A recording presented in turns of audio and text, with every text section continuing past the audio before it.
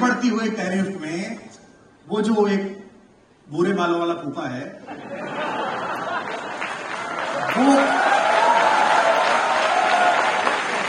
वो क्यों चिंतित है, वो क्यों परेशान, उसने हाथ में रखी है। तो दिन में 3 ट्वीट हमारे प्रधानमंत्री को करता है। बस अब वो यही कहने वाला है कि अगर तुमने मेरी नहीं मानी तो मैं नस काट लूंगा। अरे भाई, उससे कोई बात नहीं कर रहा तो अपना काम करे। एक स्वाधीन देश है और दूसरे प्रकार का नेतृत्व है। इस पर आपको अध्ययन करना पड़ेगा कि बढ़ती हुई टैरिफ की धमकी के बीच भारतीय अर्थव्यवस्था का कैसे पुनरुद्भव संभव है, कैसे हमारा छोटा काम करने वाला, मध्यमवर्ती काम करने वाला, जिस पर आप बड़ा काम कर रहे हैं, मेले लगा रहे हैं, उसको आप कैसे खड़ा कर सकते हैं। मैं सुबह उठता हूं तो पहला कोलगेट मुझे बाहर का मिलता है, मुझे पहला ब्रश बाहर का मिलता है। ब्रश नहीं बना सकता क्या भारत? एक रेजर नहीं बना सकता? यह अच्छा अवसर मिला है। मुझे आज भी याद है कि अटल बिहारी वाजपेयी जी ने पोखरण का विस्फोट किया था और इसके दूसरे वाले जो फूफा थे उन्होंने हम पर बैन लगाया था।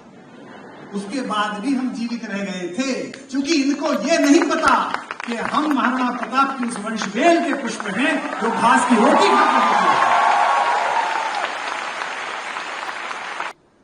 हम मुख्यमंत्री के खिलाफ चुनाव प्रचार कर सकते हैं, उनके खिलाफ लड़ सकते हैं, प्रधानमंत्री के खिलाफ लड़ सकते हैं, लेकिन विश्व का दूसरा कोई महनीय अहंकारी शासक अगर मेरे प्रधानमंत्री से लड़ रहा है तो किसी पार्टी के व्यक्ति से नहीं लड़ रहा है, वो भारत से लड़ रहा है, वो भारत का नाते उसके साथ। मुझे बड़ी कोफ्त होती है कि बंबई में एक दूसरे कैडर के अभिनेता, पहला कैडर का है भी नहीं, उनकी तीसरी पत्नी के दूसरे बच्चे के पीछे आप भागे हुए। अब वो मुड़ा, अब उसने खाया, अब उसने खिलौना गिराया, वो तो उन लोगों ने सुविधा नहीं दी वरना आप बाथरूम में भी जाए। मैं ये नहीं कहता कि सूचना नहीं मिलनी चाहिए। अब आप क्या कहते हैं, लोग ऐसा देखना चाहते हैं। नहीं, लोग देखना नहीं चाहते, आपने ऐसा देखना सिखाया। आपको ये सरल लगी, आपको ये बात बहुत अच्छी लगी। हाँ, टैरिफ बढ़ती हुई टैरिफ में वो जो एक बुरे बालों वाला फूफा है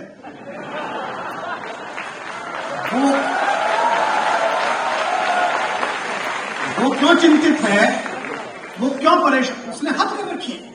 तो दिन में 3 ट्वीट हमारे प्रधानमंत्री को करता है। बस अब वो यही कहने वाला है कि अगर तुमने मेरी नहीं मानी तो मैं नस काट लूंगा। अरे भाई, उससे कोई बात नहीं कर रहा तो अपना काम करे। एक स्वाधीन देश है और दूसरे प्रकार का नेतृत्व है। ये जो ऐसी तरह से आर्म ट्विस्टिंग करने वालों के साथ क्या करता है, ना पता हो तो कांग्रेस में मित्र उनसे पूछ ले, वो बता देंगे क्या करता है। तो इसमें जिसने को उन्हें बताया कि उनके सलाहकार है वो ठीक नहीं है, मुझे लगता है। इस पर आपको अध्ययन करना पड़ेगा कि बढ़ती हुई टैरिफ की धमकी के बीच भारतीय अर्थव्यवस्था का कैसे पुनरुद्भव संभव है, कैसे हमारा छोटा काम करने वाला, मध्यमवर्ती काम करने वाला, जिस पर आप बड़ा काम कर रहे हैं, मेले लगा रहे हैं, उसको आप कैसे खड़ा कर सकते हैं। मैं सुबह उठता हूं तो पहला कोलगेट मुझे बाहर का मिलता है, मुझे पहला ब्रश बाहर का मिलता है। ब्रश नहीं बना सकता क्या भारत? एक रेजर नहीं बना सकता? यह अच्छा अवसर मिला है। मुझे आज भी याद है कि अटल बिहारी वाजपेयी जी ने पोखरण का विस्फोट किया था और इसके दूसरे वाले जो फूफा थे उन्होंने हम पर बैन लगाया था। उसके बाद भी हम जीवित रह गए थे क्योंकि इनको यह नहीं पता कि हम महाराणा प्रताप की उस वंशवेल के पुष्प हैं जो घास की रोटी खाते हैं। 150 करोड़ लोगों का स्वतः स्फूर्त देश है, आत्मस्फूर्ति से दीपित है। इसमें सरकार केवल तटबंध बनाकर इस पानी का नियमन कर दे। और एक बात मुझे बहुत अच्छी लगी जो मुख्यमंत्री जी ने कहा कि हम तो जो भी सीट बेल्ट बांध देता है उसके साथ है। शिक्षा के हर परिसर में मैं ये कहता हूं, विधायी रूप से आप इस संस्थान के सर्वोच्च पद पर हैं मुख्यमंत्री जी, लेकिन शिक्षा और कला ये 2 क्षेत्र ऐसे हैं जिनमें सत्ता का नियंत्रण नहीं, प्रबंधन आवश्यक है।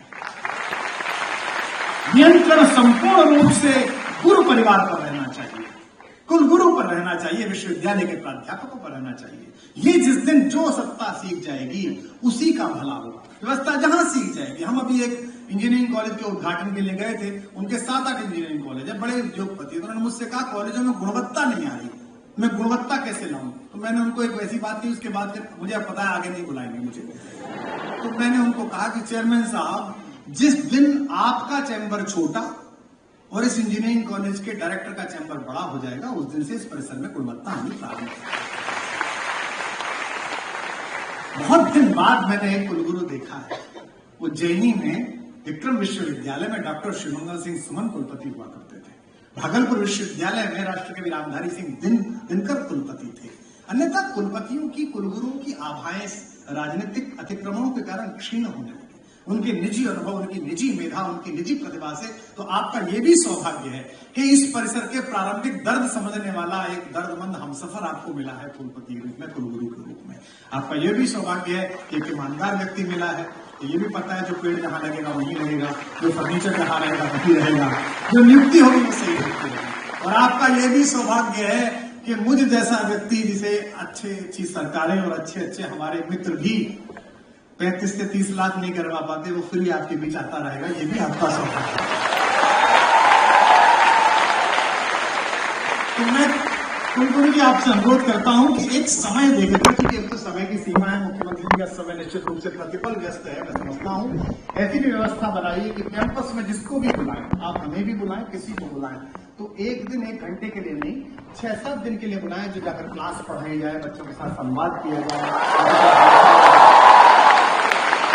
क्योंकि आपके मस्तिष्क से, आपके तो इतने संबंध हैं नोएडा में सबसे, और हमारे भी सबसे संबंध हैं, इनके मस्तिष्क से ये भय जाना चाहिए, ये अपरिचय जाना चाहिए कि ये फला पत्रकार है, ये तो बहुत बड़े हैं। तो आपको पता चलेगा कि जो बड़े हैं वो भी इसी प्रक्रिया से निकले हैं जहां आप खड़े हैं। आपका मार्ग उनसे भी आगे का है, आपकी प्रतिभा और आपकी चेतना उनसे भी विराट है, और सबसे बड़ी बात है आपकी तटस्थता और ईमानदारी उनसे बेहतर तो है ही, इसकी तो कसम खाई जा सकती है। तो आप सब लोगों को अनंत शुभकामनाएं, आयु में बड़े होने के कारण अशेष आशीर्वाद, और जितनी हमारे बच्चे बैठे हैं, जितनी बेटियां बैठी हैं, बेटे बैठे हैं, आप सबका हमारे क्षेत्र के उस जो बड़ा दंगल है समाचार का नोएडा, उसमें स्वागत है। आप सब मिलते रहेंगे, और माखनलाल चतुर्वेदी पत्रकारिता विश्वविद्यालय का परिचय आप देंगे तो आपसे एक अतिरिक्त प्रेम मुझे हो जाएगा कि मैं उसी परिसर के विद्यार्थी से बात कर रहा हूं जहां के 17 रमन में यहाँ आया था। राम कथा में संचार, जो थोड़ा मैंने कहा है, मैं समझता हूं कि 2 ही पात्रों को केवल आप पढ़िए, एक अंगद को और एक पढ़िए आप हनुमान को, और फिर उनकी शक्ति देखिएगा। दुर्भाग्य यह है कि बंबई की अधकचरी मस्तिष्क जीविता ने हनुमान जी को उपहास का पात्र बना दिया। दुर्भाग्य यह है कि उसके बाद भी वो गर्वित थे, और दुर्भाग्य है कि उनसे पूछा गया कि आपने हनुमान जी से गाली क्यों दिलवाई, तो उन्होंने कहा हनुमान जी तो जंगली थे। अरे आप वाल्मीकि रामायण ही पढ़ लेते, जिनके विषय में वाल्मीकि रामायण में स्वयं प्रभु राघवेंद्र सरकार पहले परिचय में कहते हैं, वाक्यज्ञम मधुरम इदम सुग्रीवम सचिवा कपि। हे लक्ष्मण, यह सुग्रीव का सचिव निश्चित रूप से वेदों का ज्ञाता है, अन्यथा इतना अच्छा व्याकरण, इतनी अच्छी भाषा कोई बोल नहीं सकता जो ये बोल रहा है। और अब हनुमान जी की पत्रकारिता की तटस्थता का वर्णन देखिए। इस पर आप ध्यान रखिएगा, इसे नोट करिएगा अपने जीवन में सदा। हनुमान से बड़ा राम जी का कोई भक्त नहीं है, इसीलिए इस देश में भरत जी का मंदिर नहीं है, सुग्रीव जी का मंदिर नहीं है, हनुमान का मंदिर है। मुझसे किसी ने पूछा था कि सुग्रीव का मंदिर क्यों नहीं है, जबकि सहायता तो सुग्रीव ने ज्यादा की थी, हनुमान जी तो उनके प्रधानमंत्री, तो उनका क्यों मंदिर है? सुग्रीव की सहायता ट्रीटी थी, तुम मुझे मेरा राज्य दिला दो, मैं तुम्हें पत्नी दिला दूं। जब आप किसी के साथ ट्रीटी करते हैं, व्यापार करते हैं, तो नुकसान फायदा देखते हैं, आप व्यापार देखते हैं। हनुमान की भक्ति समर्पण है, प्रभु मुझसे कुछ नहीं चाहिए, मैं जो कुछ कर सकता हूं वो आपके लिए समर्पित है, बताइए क्या करना है। इसीलिए हनुमान का मंदिर है। वही हनुमान जब रावण से मिलकर आते हैं, तो रावण से मिलकर आने के बाद जो उन्होंने भगवान के सामने, राघवेंद्र सरकार के सामने रावण का वर्णन किया है, वो पत्रकारिता का सर्वश्रेष्ठ उदाहरण है। शत्रु में भी क्या अच्छाई है इसका वर्णन किया है। अहो रूपमान द्युति सर्व लक्षण लक्षण, कहते हैं वो इतना सुंदर है प्रभु, समस्त प्रकार के लक्षणों से युक्त है। उसकी नासिका ऐसी है, उसके कुंतल ऐसे हैं, उसकी आवाज में बेस इतना है, जैसे हमारे संचालक जी, उसकी आवाज में इतना बेस है, वो ऐसे बोलता है, वो ऐसे संतुष्ट करता है।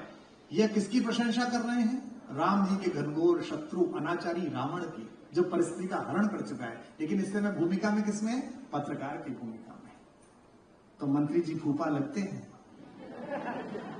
लेकिन चैनल का माइक हाथ में हो और मंत्री जी का अनाचार हो, तो अंदर के हनुमान को जगाना कि सच तो बोलना ही पड़ेगा, बात तो करनी पड़ेगी। यह सब सर्वोत्कृष्ट उदाहरण है। दूसरा पत्रकार भेजा गया है जानकारी लेने के लिए और बात कहने के लिए, दूसरे पक्ष में अंगद भेजा गया है। अंगद जैसा पत्रकार, इसमें एक बात सदा ध्यान रखना, सब कुछ छोड़ देना, सब में तटस्थ रहना। केवल एक चीज है जिसमें अपनी पत्रकारिता की मर्यादा को भी एक तरफ रख देना, वो है राष्ट्र धर्म। देश परदाता। तो ये मत सोचना, क्योंकि हमारे देश में कुछ लोग ऐसे भी हैं जो पत्रकारिता की आड़ में, तो ये मत सोचना, क्योंकि हमारे देश में कुछ लोग ऐसे भी हैं जो पत्रकारिता की आड़ में राष्ट्रधर्मिता के विपरीत जाते हैं।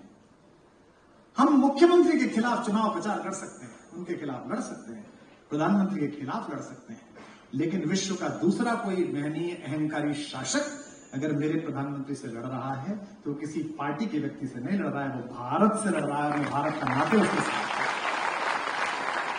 अंगद को भेजा गया, अंगद पहली रात गया है मनाने के लिए आखिरी प्रयास में, क्योंकि एक बार फिर प्रयास किया जा रहा है। हनुमान ने कहा मैं जाऊं, भगवान ने कहा तुम मत जाओ, तुम पिछली बार गड़बड़ हो गई, तुम जाओ।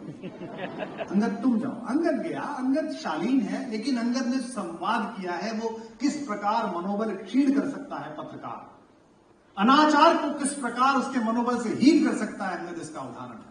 अहंकार में पड़े हुए रावण ने पूछा कौन है, किसका लड़का है, कौन है, कौन को सुत, बाली का।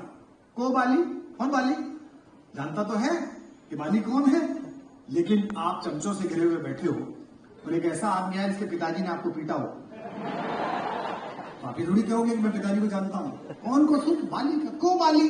तो वो अहंकार में नहीं कहते, अंगद कहते न जानिए, भूल गए, शायद आपको याद नहीं होगा, मेरे पिताजी वही बाली जिन्होंने आपको मार के यहां दबाया और 7 बार सागर की परिक्रमा करी, उन्हीं का था। कौन को सुत, बाली को बाली न जानिए, पोटरी कांख में चापी रहे, सागर साथ नहात बखानिए। फिर पूछता है सागर कैसे तरे हो, समुद्र कैसे पार करा, इतना दुष्कर काम। जैसे गोपद, जैसे गाय पैर रखते कीचड़ में उसको पार कर लेते हैं। और आखिरी बात जो कही है उस पर तो उसी रात रावण युद्ध हार गया, उसका मनोबल टूट गया, उसके चेलों का मनोबल टूट गया। कौन को सुत बाली का, सागर कैसे तरियो जैसे गोपद। काज कहा, किस लिए आया है, तो बोले कि मैं किष्किंधा में रहता था, मैंने सोने के चोर देखे, चांदी के चोर देखे, पशुओं के चोर देखे, दूसरे की पत्नी का चोर नहीं देखा था, उसे देखने की बड़ी इच्छा थी, तो इसलिए काज कहा सिय चोर ही देखो सीता के। अभी हमारे ऑपरेशन सिंदूर के समय भी आप लड़ रहे थे, मैं जिस बात पर आ रहा हूं, आप भी लड़ रहे थे, सेनाएं लड़ रही थी, देश का नागरिक तटस्थ भाव के साथ देख रहा था, लेकिन पत्रकार लड़ रहा था। क्योंकि आजकल वॉर, और पहले से वॉर प्रोपेगेंडा में लड़े जाते हैं, विश्व युद्ध में भी लड़े गए हैं। कोई बाप अपने बेटे का नाम दुर्योधन नहीं रखता, कोई बाप अपने बेटे का नाम बुरा शासन दुष्शासन नहीं रखता, कोई बाप अपनी बेटी का नाम चरित्रहीन नहीं रखता, दुष्शला, उसका नाम सुशीला है, उस दुर्योधन का नाम सुयोधन है, उस दुशासन का नाम सुशासन है। पर चूंकि पांडव विजेता हो गए और इतिहास लेखन सत्ता के जो निकटस्थ लोग होते हैं उनके हाथ में आता है, तो हारे हुए विलेन को दुर्योधन लिखा गया, उसको दुशासन लिखा गया, दुष्शिला लिखा गया। तो समय के वेदव्यासों, आपके हाथ में ये निर्णय है कि जब तक इस युग की महाभारत का निर्णय नहीं हो जाता, तब तक आप कौरवों और पांडवों के बीच कृष्ण की तरह खड़े हुए उसी तटस्थ भाव के साथ गीता पढ़िए, जैसा उस योगेश्वर ने पढ़ा था जिसका जन्म। मैं आशा करता हूं कि मैंने कोई प्रतिकूल ऐसी बात आपके प्रति ना कही हो, अगर कही हो तो उसे बड़ा समझ करके मैं आपसे आयु में बड़ा हूं, और इस देश में परंपरा है कि ज्ञान, अनुभव और भाषा में क्षीण होने पर भी अगर आप आयु में ज्येष्ठ हैं तो लोग स्नेह पूर्वक सुन लेते हैं। आपने इसी परंपरा का आगे बैठे हुए लोगों ने निर्वाह किया। मैं कुलगुरु को बहुत बहुत शुभकामना देता हूं। हमारे मेधावी मध्य प्रदेश के मनहर मुख्यमंत्री मोहन जी को, जो महाकाल के सेवक थे, उनको भी बहुत शुभकामना बधाई देता हूं कि एक अच्छे मुखिया की तरह उन्होंने इस परिसर को जो समय दिया और जो आश्वस्ति प्रदान की वो पूर्ण काम हो, और न केवल भारत में बल्कि विश्व में जहां कहीं पत्रकारिता के सर्वोत्कृष्ट चेहरों की बात हो, लेखनी की बात हो, वहां अंत में कर्मवीर के परिसर से निकला हुआ, माखन दादा के चमत्कार से निकला हुआ कोई ना कोई बालक बालिका मुझे खड़ा मिले। शुभस्ते। बहुत बहुत धन्यवाद।